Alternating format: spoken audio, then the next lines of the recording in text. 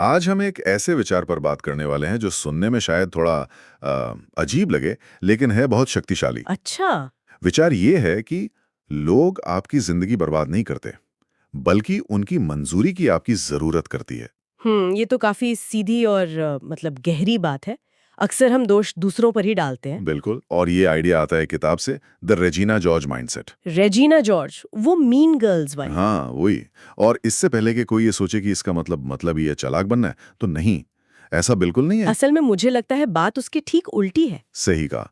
आज की हमारी चर्चा इसी पर है कि कैसे हम बाहरी मान्यता की इस भूख से निकलकर एक ठोस आंतरिक आत्मविश्वास बनाएं। चलिए इस पर जरा गहराई से बात करते हैं। जरूर।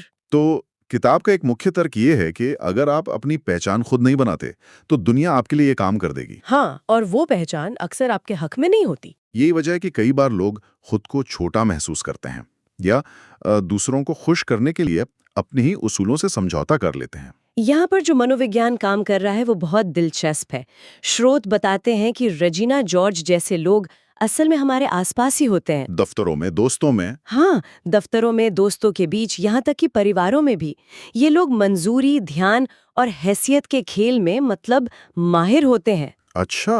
वो जानते हैं कि दूसरों को ये कैसे महसूस कराया जाए कि उनकी राय ही सबसे ज्यादा मायने रखती है। तो आज की चर्चा इसी बात पर है कि इस मनोवैज्ञानिक जाल से कैसे बचा जाए। तो फिर इसका पहला कदम क्या है? कहाँ से शुरू करें? किताब में एक बहुत सीधी बात कही गई है, मान्यता के लिए प्रदर्शन करना बंद करें। वाह, ये तो बहुत बड़ी बात है।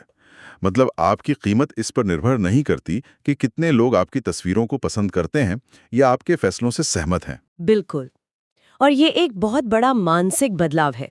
लेखक इसे नाजुक आत्मविश्वास से आंतरिक निश्चितता की ओर बढ़ना कहते हैं। नाजुक आत्मविश्वास मतलब जो दूसरों की राय पर टिकाओ। हाँ, जब कोई अपनी पहचान को दूसरों की राय से अलग कर लेता है, तो वो हर बात पर सिर्फ प्रतिक्रिया देना बंद कर देता है। और जीवन में तेजी आती है, क्योंकि बाहरी मान्यता एक ऐसा लक्ष्य है जो हमेशा बदलता रहता है, उसे पाने की कोशिश में आप बस अपनी ऊर्जा खत्म कर देते हैं। ये आंतरिक निश्चितता वाली बात मुझे बहुत जरूरी लगी, और शायद ये सीधे तौर पर उस अगले विचार से जुड़ती है जिसके बारे में स्रोत बात करते हैं। नॉन नेगोशिएबल्स की। हाँ, सिर्फ सीमाएं नहीं बल्कि नॉन नेगोशिएबल्स बनाना।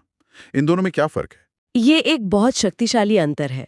देखिए, सीमाएं अक्सर हम प्रतिक्रिया में बनाते हैं, है ना, जब कोई उन्हें पार कर देता है। सही बात है। लेकिन नॉन नेगोशिएबल्स वो मूलभूत स्तंभ हैं जिन्हें आप पहले से ही तय कर लेते हैं, जैसे आपका आत्मसम्मान, आपकी भावनात्मक सुरक्षा। या ये कि लोग आपसे किस तरह बात कर सकते हैं। बिल्कुल, ये बातचीत का फ्रेम पहले से ही नियंत्रित करने जैसा है। इसी से जुड़ा एक और दिलचस्प विचार था कि शक्तिशाली लोग ऊंचा नहीं बोलते। हाँ, वे पहले बोलते हैं। हाँ। जो कहानी को नियंत्रित करता है वही रिश्ते को नियंत्रित करता है। लेकिन क्या इसका मतलब ये नहीं कि आप दूसरों पर हावी हो रहे हैं? नहीं, ये अच्छा सवाल है। इसका मतलब दूसरों को चुप कराना नहीं है। इसका मतलब है अपनी कहानी, अपनी सच्चाई को स्पष्ट रूप से और बिना माफी मांगे सामने रखना। बजाय इसके कि आप इंतजार करें कि कोई और आपकी कहानी को तोड़ मरोड़ कर पेश करे। सही पकड़े। और यहीं पर शायद अपनी स्वस्थ रेजुना बनने का विचार आता है। इसका क्या मतलब हुआ? इसका मतलब चालाक या क्रूर बनना नहीं है। इसका मतलब है कोई ऐसा व्यक्ति बनना जो दूसरों को पूरा रखने के लिए खुद को नहीं तोड़ता। कोई ऐसा व्यक्ति जो अपनी ताकत के लिए माफी नहीं मांगता। हाँ, और बिना किसी अपराध बोध के अपना जीवन जीता है। जैसा कि किताब में कहा गया है, मंजूरी एक नशा है, आत्मसम्मान मुक्ति है। वाह, मंजूरी एक नशा है और आत्मसम्मान मुक्ति। ये उस नशे को छोड़कर मुक्ति को चुनना है। तो इन सब का निचोड़ क्या है? ऐसा लगता है कि ये सब एक चुनाव पर आकर रुकता है। हाँ, दूसरों की मंजूरी के नशे में जीने और आत्मसम्मान से मिलने वाली आजादी के बीच का चुनाव। और ये सिर्फ एक बार का चुनाव नहीं है ना? बिल्कुल नहीं। ये हर रोज, हर बातचीत में किया जाने वाला फैसला है। और ये आपके रिश्तों, आपके करियर और आप खुद को कैसे देखते हैं, सब कुछ बदल देता है। श्रोता एक अंतिम बहुत जोरदार विचार के साथ समाप्त होता है। शक्तिशाली होने के लिए अनुमति मांगना बंद करें। उसे अपनाएं। हाँ, उसे अपनाएं। और ये एक महत्वपूर्ण सवाल खड़ा करता है जिस पर सोचा जा सकता है। क्या? अगर शक्तिशाली होने के लिए अनुमति की कभी जरूरत थी ही नहीं, तो अब तक हमें किस चीज ने रोक रखा था?